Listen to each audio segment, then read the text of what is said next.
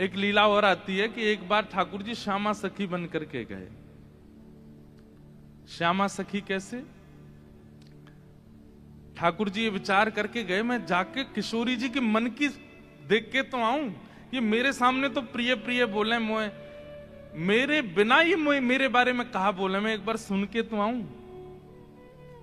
तो ये पूर्णमासी वाली लीला से पहले एक बार और बहुत बार ठाकुर जी बरसाने जा चुके हैं। एक बार ठाकुर जी श्यामा सखी बन के गए। कैसी सखी?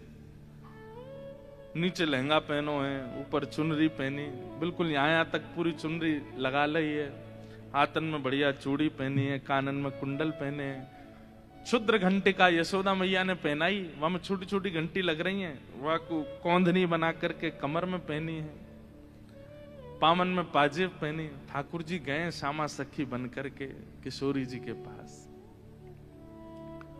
बरसाने में प्रवेश कियो।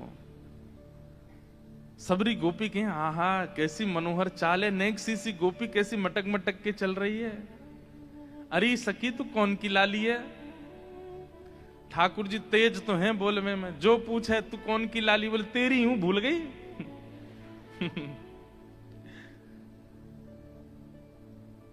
अरे बड़ी चपड़ चपड़ बोला है।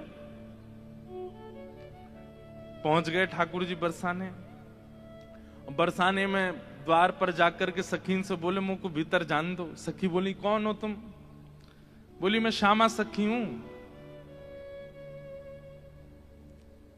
कहां ते आई हो?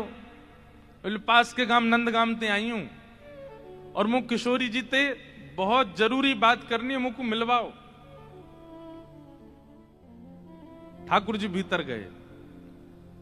सखीन ने बोली भानु बाबा के पास जाओ, शिकायत आदि करनी है, कोई न्याय चाहिए तो वहां जाओ, ये किशोरी जी के पास आवे के लिए नहीं है। और नहीं, हम तो किशोरी जी से ही बात करेंगी, ऐसी बात है कि मैं वृषभानु जी से ना कह सकूं।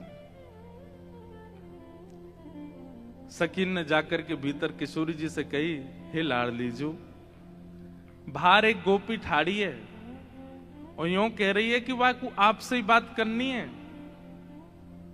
और आपसे बात करके कछु न्याय करानो है। किशोरी जी बोली अच्छा बुलाओ भीतर। द्वार खुले।